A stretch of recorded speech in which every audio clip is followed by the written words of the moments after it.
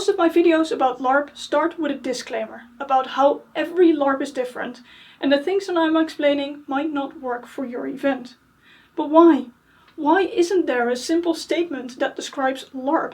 And that's what I'm going to try and dive into today. So buckle up, turn up the volume a bit and start doing that task you were actually supposed to do while listening to this video in the background, because we are in for a wild ride. So let's try to start simple. LARP stands for Live Action Roleplay.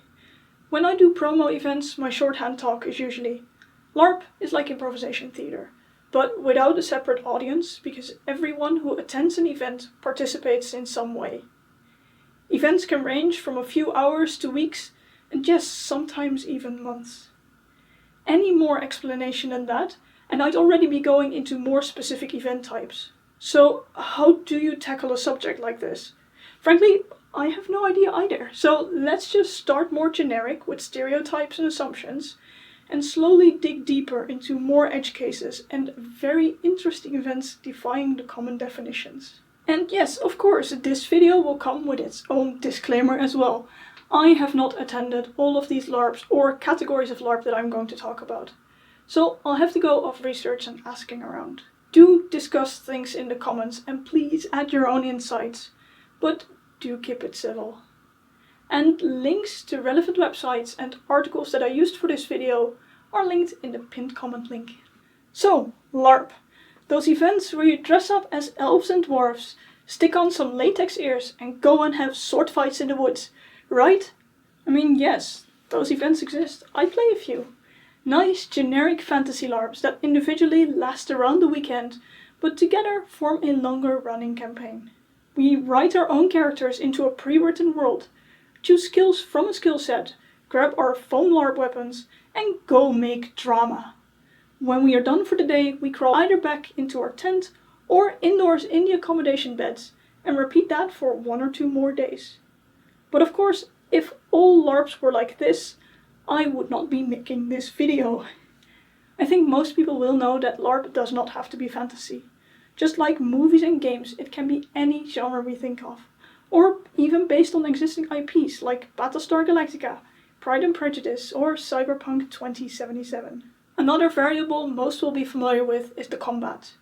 While for some events it is the main draw, there are a whole lot of LARPs where combat is not a thing at all, and all sorts of events in between. For non-combat events, I'm mostly thinking of parlor and Nordic LARPs. Parlor LARPs are usually smaller events that can play in relatively simple setups. Think things like murder mystery, discussion heavy LARPs, but also the LARP version of Vampire the Masquerade. These don't have any combat or an alternative way of resolving it with things like rock, paper, scissors or card decks. Nordic LARPs are, yeah, that's an interesting one. The thing is, Nordic LARP is one that has been properly researched quite a bit, so this means that people have actively tried to write down definitions. So let me pull a few ones from the Nordic LARP wiki page. A definition used by nordiclarp.org says, Nordic LARP is a term for shared LARP traditions in Norway, Sweden, Denmark and Finland.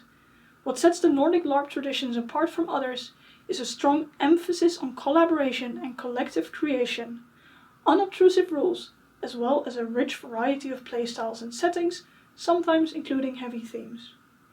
And Jaakko Stenros tried to describe Nordic LARP as a brand statement with a tradition that views LARP as a valid form of expression, worthy of debate, analysis and continuous experimentation, which emerged around the Knutepunkt Convention.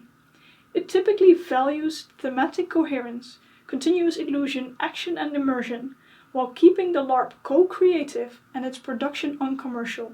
Workshops and debriefs are common. But what does this mean for the types of events that they result in? Nordic LARPs generally focus on narratives and stories. They are generally one-shots or set amount of events with pretty low rules. There are no specific skill sets or descriptions of skills. This also comes from the fact that these LARPs often have pre-written characters, so you can do the things that make sense for your character. With these pre-written characters also come pre-written relationships with other characters, which means that even in one-shots, tensions and drama can be high the minute time in is called. if there is any combat at all, it is not about the outgame activity or sportsmanship of it, but purely for what would make sense for the story, resulting in these combats looking more like theater fights. On the other end of the combat scale are sports LARPs, as these are all about the fighting side. People can have written their characters, but the interaction of those characters might not be relevant in some events, and costuming standards are also more relaxed. These are often played with buffer weapons that mostly focus on safety rather than visuals. More so than most other types, these LARPs can be held monthly or even weekly in a semi-public space. On the most casual side, it comes down to just to show up and have fun, resulting in a very low barrier for entry. Some people debate whether sports LARPs can be considered LARP at all, but I would include them. It does depend a bit on the event. Some rely more on character building than others, but often there is a way of character progression through skills and leveling, and possibly also rivalries or other character-specific ties that is relevant enough for me to have it under the LARP umbrella.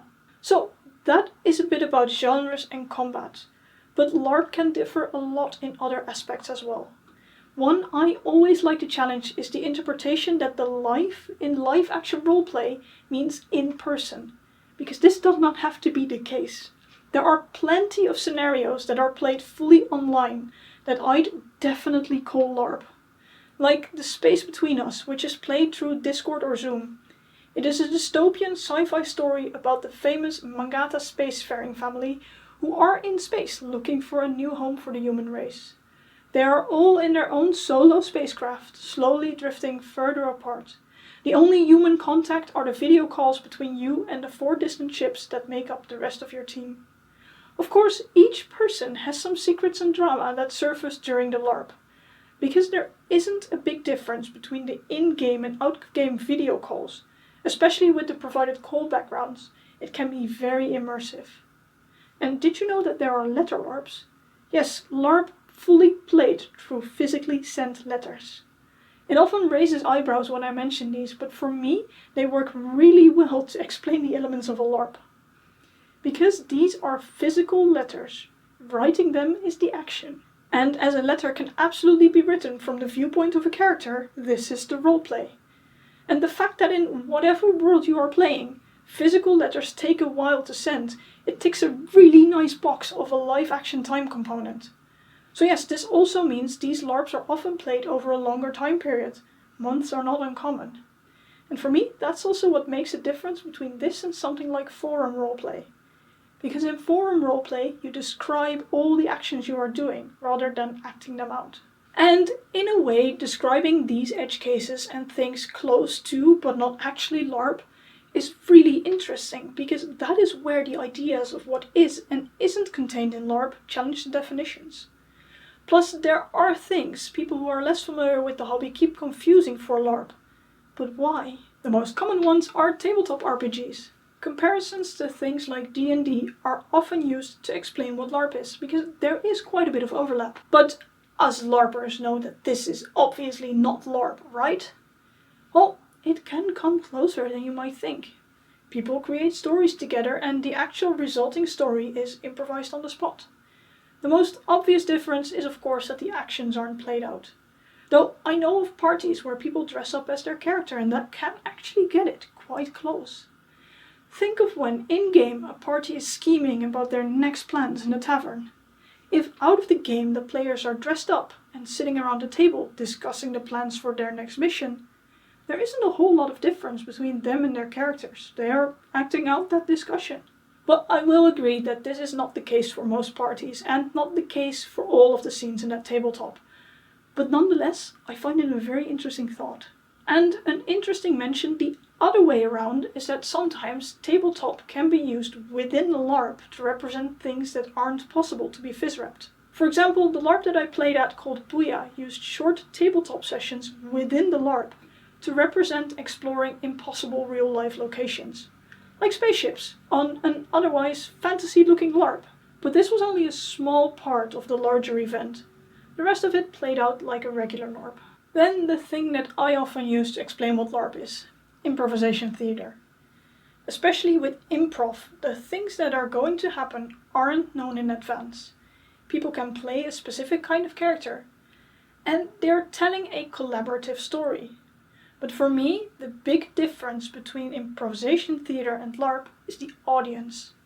LARP usually has no audience at all. Everyone at an event participates in it in some way. There are LARPs played in more public spaces, but even in those cases, the characters that are being played have their own goals and wants, and the entertainment of an audience that exists outside of the game is not one of those goals. Another one that is often confused is the SCA, which in itself is also a hobby without a short definition, so this is going to be an interesting one to try and compare. I do think most people place this outside of actual LARP, but for those unfamiliar, what is the SCA? The SCA is an abbreviation for the Society of Creative Anachronism, and its focus is on research and recreation of pre-17th century skills, arts, combats and culture. Participants are encouraged to make a persona with a fitting name and dress up in appropriate garb. This persona can be bestowed titles and form families with other personas. But as far as I know, most people don't actually roleplay their persona as a character, and it's more seen as a SCA version of yourself. Nor are the personas interacting together to build a story. It's more a fun exploration of historical arts and crafts while dressing up. Because on the other end, things do not need to be historically accurate, nor do they act out real historic events.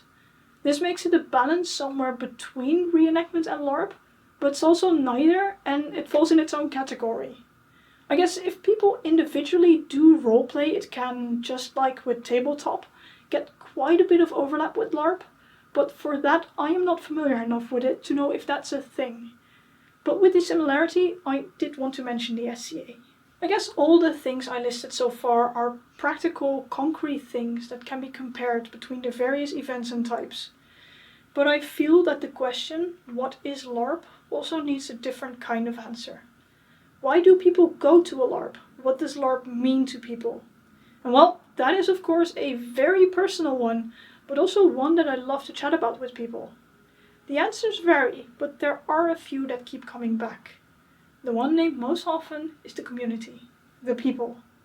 LARP is a very social hobby. Building stories and experiencing all sorts of things and emotions makes people come closer together.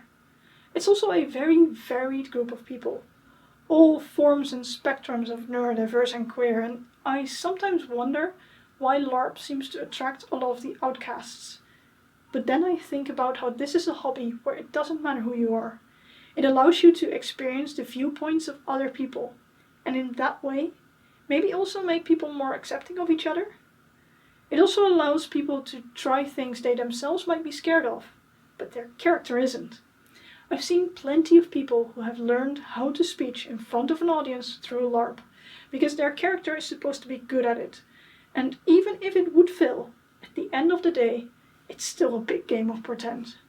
And aside from the social aspect, LARP is also a bit of a mini vacation, at least to me. Away from screens and the internet for a weekend, no need to look at the clock. Okay, it's a very busy and energy-consuming weekend, but it does recharge a whole lot of other batteries. And let's not forget about how much of a creative outlet this is for many. From story building and character writing, to prop building, costume making, leather crafting, app coding, photographing, the list is pretty much endless. So yeah, with all of that, what is LARP? I still don't have a good short answer. LARP isn't one coherent thing. There is no global definition or rulebook. It's an ongoing, evolving hobby played all around the world, bringing together communities of like-minded people, making beautiful stories, and most of all, having fun. I had written down a whole lot more that did not end up making the video. So if you'd like to read about some extra examples, read more about some of the mentioned LARPs, you can check the link in the pinned comment. And this time, I'd also like to give an extra shout out to all of you who have been watching these videos, or maybe even donating for the worksheets, or who gave a Ko-Fi. As this video has been filmed on a brand new camera that has been fully paid for by the channel money of the past 3 years. thanks to all of you. And with that, I guess it's time to start working on the next set of silly video ideas. Thank you all for watching, and I'll see you next time.